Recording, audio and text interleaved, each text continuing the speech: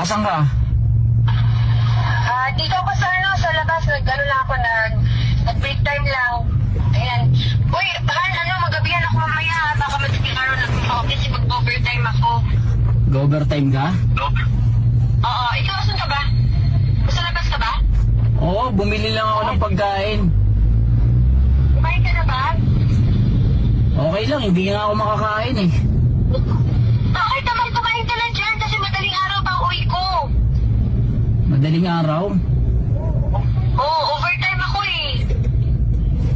Ganun ba? Oo.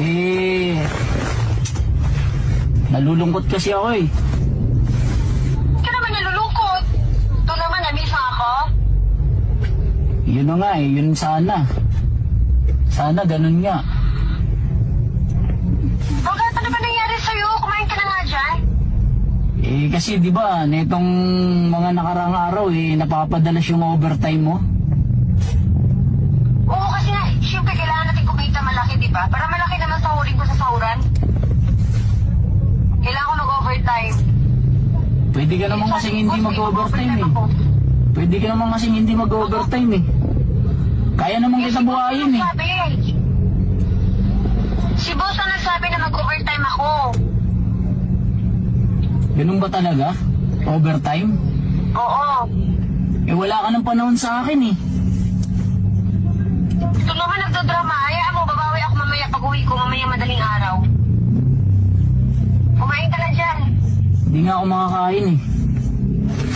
Bakit nga? Ba't ayaw mo kumain? Saan ka ba?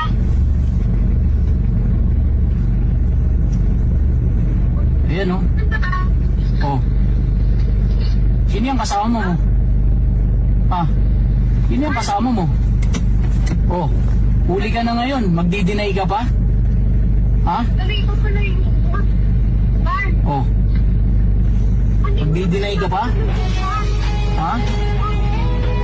Grabe ka. Niloloko mo ako eh. Sino yung lalaking kasama mo? Pag-explain? Hindi na.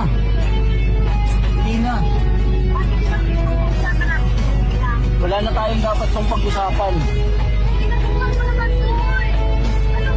Hindi ko na kaya yung ginagawa mo.